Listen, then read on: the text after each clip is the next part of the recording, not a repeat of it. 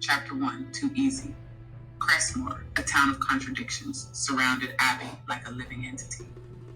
The quaint, picturesque streets lined with historic homes and modern cafes masked an underbelly of secrets and power struggles. Its deep-rooted history in gem and mineral mining had left it divided. Old money families who owned the town and the working-class families who toiled to keep it running.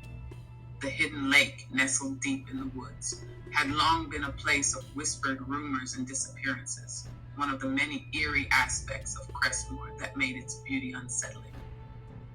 Abby had grown up feeling like an outsider in a town where everyone knew their place. Crestmoor Preparatory High School wasn't just a school, it was a microcosm of the town's hierarchy, where the powerful dictated the rules, and people like Abby were expected to stay in the background.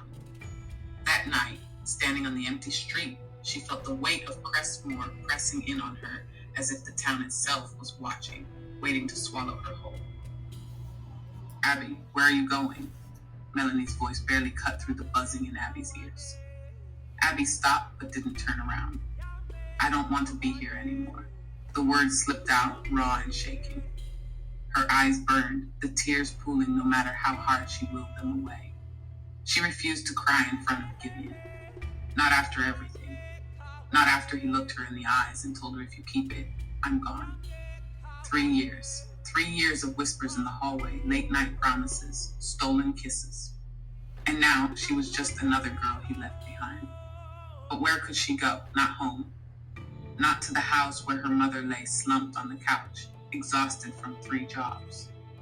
Not to the place where her father was too busy stuffing dollar bills into Candy's thong at the Lusty Leopard to notice his daughter was breaking apart. No, she had nowhere, and yet she couldn't stay here.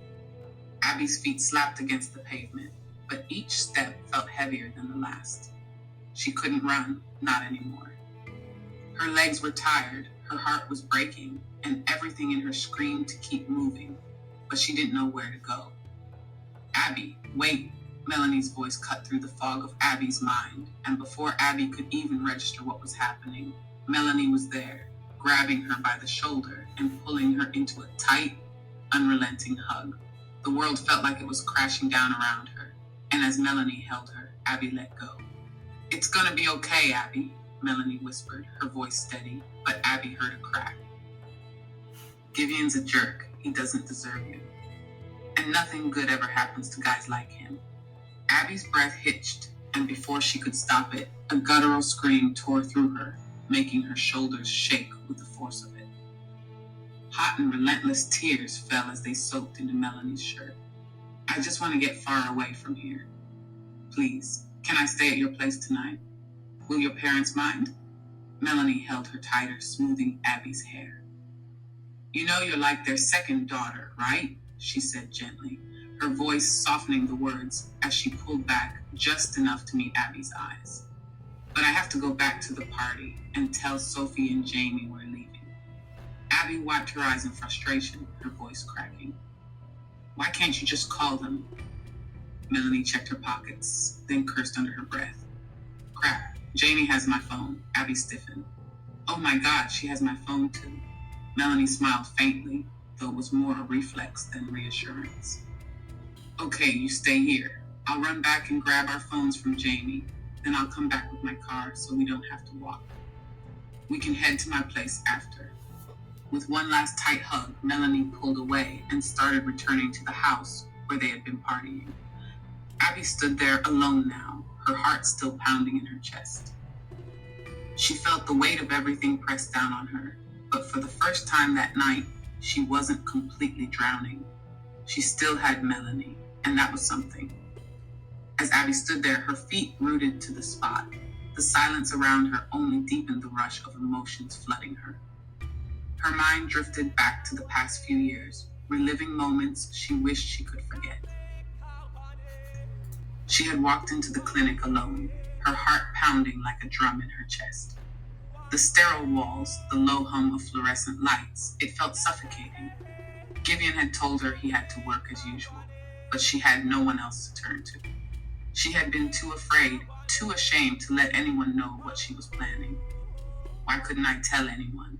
Why didn't I trust anyone? But as she sat there, waiting, her phone buzzed, a message from Giveon, of course.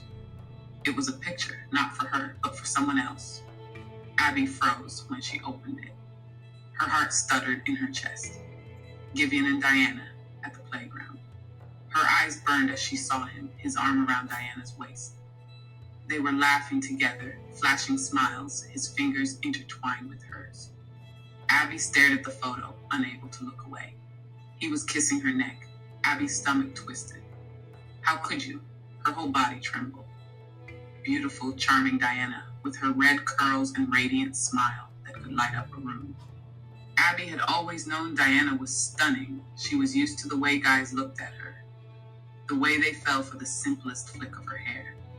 But Giveon, he had been obsessed with her, always saying, if Diana ever asks me, I'm hers for life. And now Abby saw the truth the girl had asked. Giveon had changed his relationship status to single the very day Abby showed him the positive pregnancy test. The same day he had sworn, with all the bravado of a high school boy who thought he knew what love was, that if Diana ever made a move, he would choose her. Abby had been foolish to think she could keep him, foolish to believe he was ever hers. How could he betray her like this, just when she needed him the most? How could he abandon her and the baby, just for the sake of Diana? Abby stood frozen, still shaking, the silence of the night wrapping around her like a cold blanket. She sniffled, rubbing her arms as a chill crept through her. The street was eerily quiet, not a single car, not even a dog barking. Just the occasional flicker of a porch light and the distant hum of a luxury car rolling past on the main road. A vague memory surfaced, something she had read earlier that week. A missing girl. The article had popped up on her phone while she was scrolling through her chat me feed. Another girl from a few towns over. Vanished. No leads. She shuddered, pushing the thought away. That wouldn't happen to her, right? Abby sniffled and wiped her eyes, pulling off her jacket and clutching it loosely in one hand. Her skin burned, hot from crying, hot from frustration. The cool air brushed against her arms, a brief relief. Without thinking, she let the jacket hang at her side, her fingers loosening their grip. Then headlights turned onto the street, the light sweeping across her. Abby's heart surged with relief. Melanie's car. She exhaled, the tension in her shoulders easing. But as the car slowed, something felt off. A tiny voice in the back of her mind whispered, something isn't right. Her stomach twisted, her fingers tightening around her jacket for a split second. But then she saw the color of the car, the shape of it.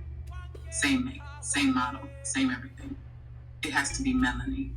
She swallowed down the hesitation and forced herself to move. Without thinking, she dropped the jacket at her feet and slid into the back seat, the door slamming shut behind her. She never noticed the jacket fluttering onto the grass, left behind like a forgotten piece of herself. Silence. Abby sniffled. Mel, you have no idea how bad I need this. Her voice trailed off. Something was wrong. The car smelled different. No trace of Melanie's cherry-scented air freshener. Instead, a faint metallic odor clung to the air. The seats, Melanie's, were always warm, soft fabric. These were leather, cold, her breath hitched. Slowly, her gaze lifted to the driver's seat. Not Melanie, a man wearing black. A ski mask. Abby. His eyes locked onto hers. Abby's stomach dropped. A strange, suffocating silence stretched between them. Then a slow, amused exhale. Damn, that was too easy. A chill slid down Abby's spine. Her fingers trembled as she reached for the door handle. Click. The locks engaged. No, her breath quickened. Her pulse slammed against her ribs as she yanked the handle. Locked. She tried again, pulled harder. Still locked. The man let out a low chuckle. You kids are so trusting these days. Makes my job real easy. Abby's breath hitched. Her heart thundered. She opened her mouth to scream, to plead, to do anything. But the car lurched forward. The tires screeched against the pavement as the vehicle sped down the street, swallowing her screams into the night. Thank you for joining me and listening to Chapter 1 of Find Me or I Die. Be sure to come back next week on Friday for Chapter 2 April 4th. I'm your host, Latiana Jimerson.